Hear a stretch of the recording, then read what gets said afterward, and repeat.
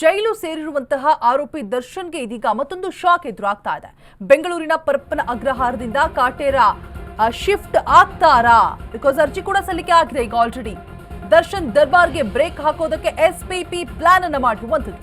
ಬಳ್ಳಾರಿ ಜೈಲಿಗೆ ಕೊಲೆ ಪ್ರಕರಣದ ಆರೋಪಿ ದರ್ಶನ್ ಶಿಫ್ಟ್ ಆಗುವಂತಹ ಸಾಧ್ಯತೆಗಳು ಇದೆ. ಆರೋಪಿ ದರ್ಶನ್ ಬಳ್ಳಾರಿಗೆ ಶಿಫ್ಟ್ ಮಾಡುವಂತೆ ಈಗ ಆಲ್ರೆಡಿ ಅರ್ಜಿ ಕೂಡ ಸಲ್ಲಿಕೆ ಮಾಡಲಾಗಿದೆ. 57ನೇ ಸೆಷನ್ಸ್ ಕೋರ್ಟ್ಗೆ ಅರ್ಜಿಯನ್ನ ಸಲ್ಲಿಕೆ ಮಾಡಲಾಗಿದೆ.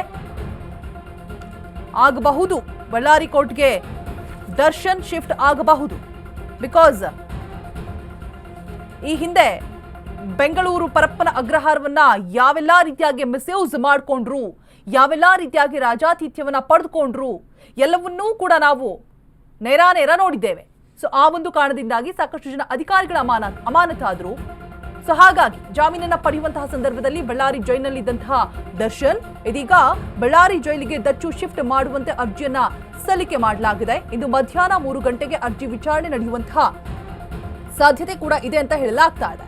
ಜೈಲಿನ ಭದ್ರತೆ ಆಡಳಿತಾತ್ಮಕ ದೃಷ್ಟಿಯಿಂದ ಶಿಫ್ಟ್ ಮಾಡಿ ಅಂತ ಅರ್ಜಿಯನ್ನ ಸಲ್ಲಿಸಲಿದ್ದಾರೆ. ಎಸ್ಪಿಪಿ ಅರ್ಜಿಗೆ ದರ್ಶನ್ ಪರ ವಕೀಲರು ಕೂಡ ಆಕ್ಷೇಪವನ್ನ ವ್ಯಕ್ತಪಡಿಸುವಂತಹ ಸಾಧ್ಯತೆಗಳು ಕೂಡ ಇದೆ ಅಂತ ಹೇಳಲಾಗ್ತಾ ಇದೆ.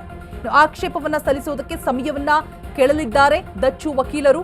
ಒಂದಷ್ಟು ಕಾರಣಗಳನ್ನ ಕೊಟ್ಟು ಆಕ್ಷೇಪವನ್ನ ಸಲ್ಲಿಸುವಂತಹ ಸಾಧ್ಯತೆ ಇದೆ. ಕಾಲಾವಕಾಶವನ್ನ ಕೇಳ್ತಾ ಇದ್ದಾರಂತೆ ದರ್ಶನ್ ಪರ ವಕೀಲರು.